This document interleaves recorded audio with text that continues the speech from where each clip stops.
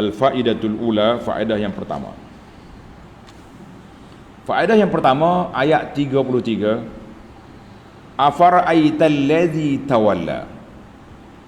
Adakah engkau mengetahui keburukan orang yang berpaling dari menurut kebenaran kerana dihasut oleh orang?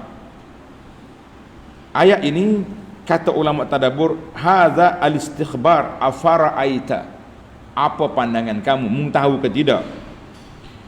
Ayat ini berbentuk istikhbar, nak minta laporan, minta maklumat. Bukan Allah Ta'ala tak tahu, Allah nak minta awak laporkan. Itu maksud dia. Untuk apa? Li syahdis nufus, nak menggerakkan hati orang, menggerakkan jiwa orang supaya semangat untuk mendengar, untuk beri perhatian.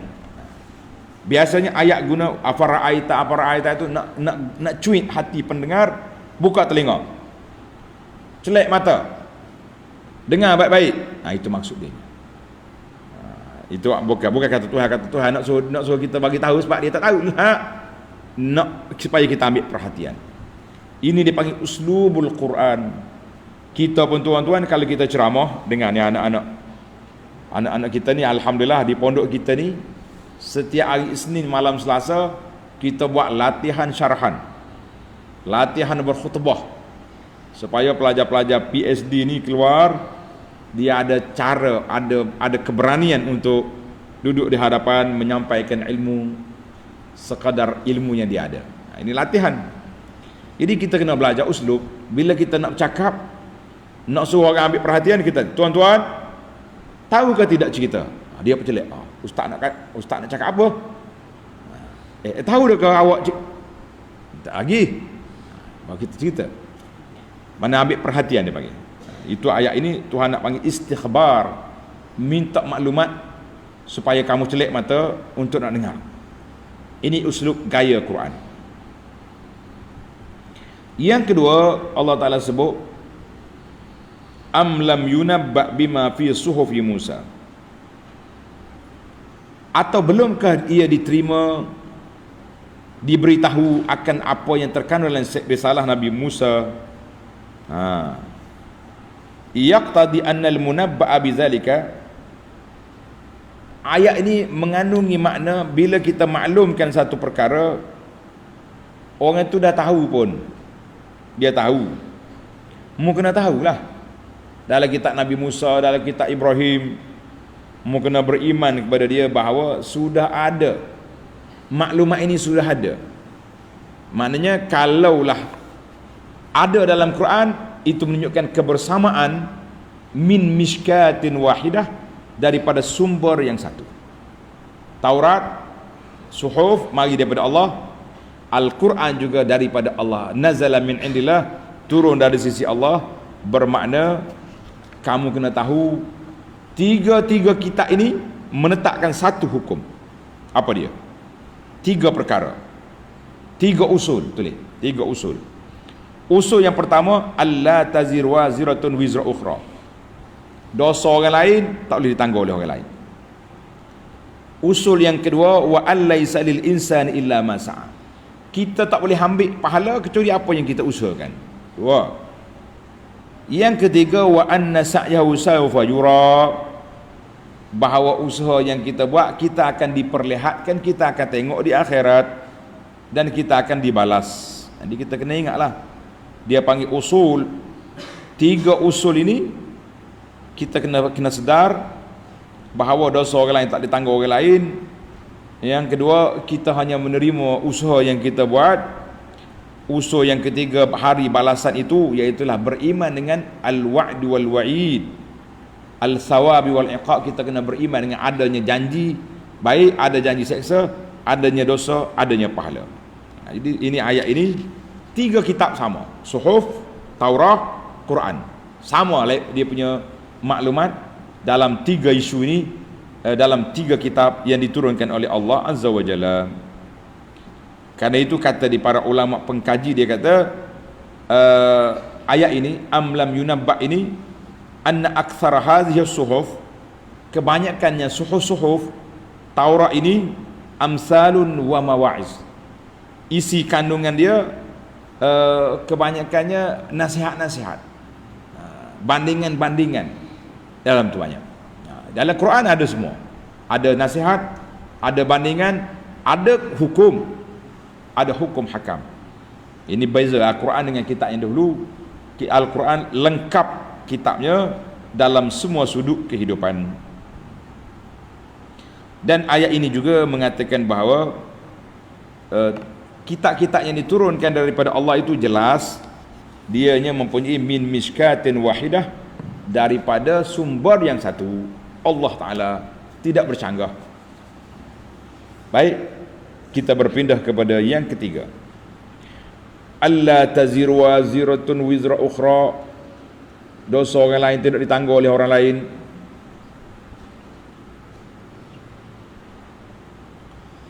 Annal insan, bahawa manusia itu tidak menanggung dosa orang lain, kecuali, jelaslah kita, mana dosa dia tanggung, dosa kita tanggung. Illa, ada istisna, kecuali idza kana sahibu sunnatin athimah man sanna sunnatan sayyi'atan, siapa dia menganjurkan perbuatan yang buruk, menjadi pelopor pada amalannya sesat. Mari duk ajar kepada orang, dunia ni dikuasai oleh tok wali dia saja, Allah Ta'ala jenguk jarang-jarang sekali, kita kata ini berat ni. Ataupun buat maksiat, buat mari kepek, sekarang ni pandai, kita ni ikut peraturan SOP, laki sebelah perempuan sebelah, tapi gak melompat lebih pada dalam zon negara lagi. Ingat penganjur-penganjur. Illa idza kana, kecuali penganjur sunnatan asimah ataupun sunnatan sayyi'atan, orang yang menganjur dosa, menganjur maksiat, fa inna alaihi wizraha, maka di atasnya dosa, dan dosa menganjurkan maksiat. Dia tak tanggung dosa orang tu. Dosa orang yang pergi buat maksiat, dia tanggung dosa dia sendiri. Tak awak sebagai dosa penganjur. Kita kena faham. Oh, penganjur menanggung dosa orang mari. Dak. Orang mari itu dosa dia, awak dosa menganjur. Itu kena faham. Setiap orang mari ada asetnya kepada penganjur itu. Mana hakikatnya dia tak tanggung dosa orang lain. Orang itu tetap berdosa bagi pihak dalam tubuh dia. Dia hanya tahammal isma as-sunnah as-sayyi'ah. Dia hanyalah menanggung dosa menganjurkan benda yang buruk, menganjurkan perkara sayyi'ah, wal bud'i bisyarri, dan dia telah memulai perbuatan buruk, orang ikut, maka pengikut itu ada aset ke atas orang yang menganjur. Kita orang baik-baik ni, insya-Allah kita anjur benda baik, ajak orang baca Quran, kita boleh pahala setiap kali orang baca Quran. Kita suruh orang solat jemaah, kita boleh pahala setiap orang solat jemaah. Kita anjur orang sedekah, kita boleh pahala sedekah. Tapi sedekah tu pahala orang tu duduk dengan dia. Sama juga. Jelaslah pada kita, mudah-mudahan insya-Allah. Kita berpindah kepada yang keempat, wa an laisa lil insan illa ma sa'a. Setiap orang manusia itu dia boleh pahala apa yang dia buat saja, yang lain tak boleh. Ai annal insan la yamliku sa'ya ghairihi. Manusia ni dia tak boleh ambil usaha orang lain. Kita dia. Wa in kana qad yahsul lahu naf'un, tapi tanda baik. Kita tak boleh ambil pahala orang lain. Cuma kita kadang ada kalanya mendapat manfaat daripada usaha orang lain. Sini kita kena jelas ni supaya pelajar jelas. Sebab dia panggil isu khilaf sini. Isu khilafiyah dipanggil. Siapa pahala tak apa pahala kepada orang mati. Kita kata asal pahala untuk orang, untuk orang buat. Tapi ada kalanya manfaat pahala tu pergi kepada orang lain. Seperti contoh, dia kata contohnya doa. Orang ni berdoa kepada kita. Kita mati dah, kita tak suruh pun dia doa, tapi dia doakan. Ataupun anak kita sendiri doa, maka sampailah pahala tu, walaupun bukan usaha kita. Itu dia panggil bersebab. Jadi bersebab, jadi banyak Allah Ta'ala ni beri rahmat kepada hamba-hamba dia, berdasarkan kepada manfaat, dia boleh mengambil manfaat. Sebab itu ulama Ahlus Sunnah dia kata apa? Intifa'ul ahya, intifa'ul amwat bisa'il ahya. Dalam kitab At-Tahawi yang kita syarah dalam kitab apa tadi? Perisai bagi sekalian mukallaf. Tulis. Perisai mukallaf dalam YouTube ada, Abu Anas punya atau siapa saja. Dia tulis sampai pahala kepada orang mati. Jadi alhamdulillah kita berpegang dengan pandangan yang mengatakan sampai pahala kepada orang mati dalam perkara-perkara yang telah diputuskan oleh para ulama. Bukan semua benda ada benda yang khilaf. Yang khilaf tu kita tepikan dulu. Maka manusia ni tak boleh ambil hak orang lain, tetapi dia boleh ambil manfaat daripada orang lain. Alhamdulillah kata. Kalau tidak, kesian kita. Kita dah mati, habis. Kalau mati muda, tak banyak pahala. Tapi kalau kita mati pun, kalau kita tinggal murid-murid macam ni, at-talamiz, at-tullab, al-bararah, murid-murid yang baik, dia doakan pada guru dia, Rabbi fali wali walidayya wali masyayikhi. Ampun dosa aku, dua ibu bapa aku dan guru-guru aku. Jadi berapa ramai anak-anak kita. Al-Imam An-Nawawi rahimahullah ta'ala, dia mati, berapa umur dia? 45 tahun. Tak ada kahwin, tak ada anak. Tapi dia kaya ke tidak pahala? Kita hari ni setiap hari kita sebut qala An-Nawawi rahimahullah ta'ala. Ada orang ada anak tapi miskin, tak ada seorang pun doa dengan dia. Duk tunggu nak pergi ambil gambar selfie dekat batu nisan pada hari raya. Apa? Ada orang yang tidak anak tak ramai tapi doanya berterusan. Tak ada anak punya Nawawi. Ramai lagi imam-imam lain tak ada anak tapi dia punya pahala berterusan setiap hari. Itu alhamdulillah. Itu dia panggil intifa'ul amwat bisa'il ahya.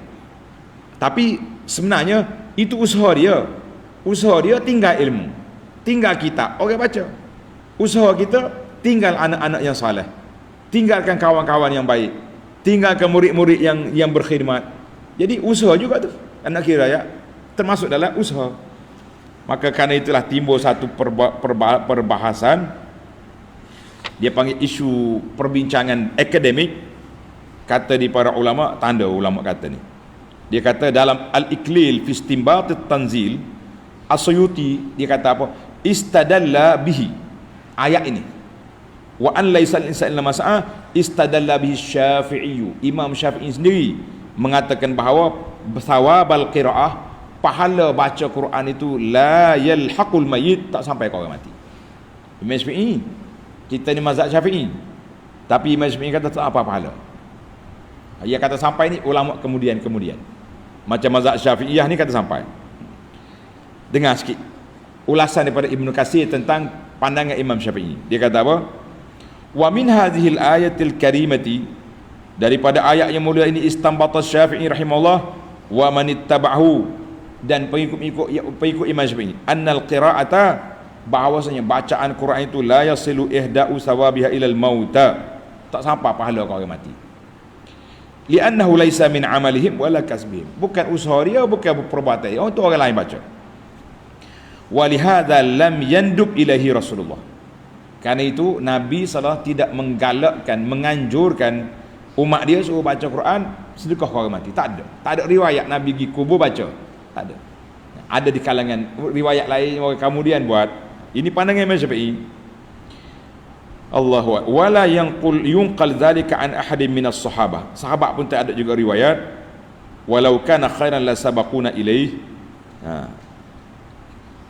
Kata wa babul qurbat yuqtasaru fi ala nusus. Bab ibadat ni, pahala-pahala ni kita kena berhenti di atas nas. Wala yutasarrafu bihi, tak boleh kita sewenang-wenangnya menggunakan kias-kias dan pandangan-pandangan orang. Fa ammad doa wasadaqatu, sedekah, fazaka mujma'un ala usulihima, ijma' ulama sampai pahala dan ada nas daripada syarak. Tengok tafsir Ibnu Katsir jilid yang ke-7 muka surah 465. Tapi kita berpegang juga pandangan ulama lain, mazhab lain yang mengatakan bahawa ulama Syafi'iyah yang mutakhir, dia kata sampai pahala kepada orang mati kalau kita sedekahkan kepada dia. Tapi kena tengoklah, ada yang sepakat, ada yang khilaf. Wallahu alam. Yang terakhir sebagai penutup, yang kelima tulis wa anna sa'yahu sawfa yura. Usaha dia semua kita buat atas dunia kita akan tengok. Ulama tadabbur kata bisyaratul lil muwahhid, ayat ini menjadi khabar gembira kepada ahli tauhid bahawa amalan kita kalau kita lupa sekalipun, tak ada orang tengok pun, kita tak masuk Facebook pun, tak masuk Twitter, tak masuk TikTok, tak masuk apa, tapi malaikat sudah tanda dan dia akan diperlihatkan kepada kita di akhirat esok. Percayalah tuan-tuan, jangan menyesal silap tak bawa kamera. Silap apa? Malaikat bawa kamera, jangan takut.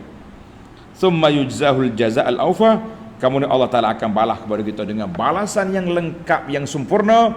Setiap kebajikan akan digandakan, setiap keburukan hanya itu saja. Wallahu alam. Mudah-mudahan Allah Ta'ala beri kepada kita pencerahan yang baik, manfaat daripada ilmu yang kita belajar. Subhanakallahumma wa bihamdika asyhadu an la ilaha illa anta astaghfiruka wa atubu ilaik.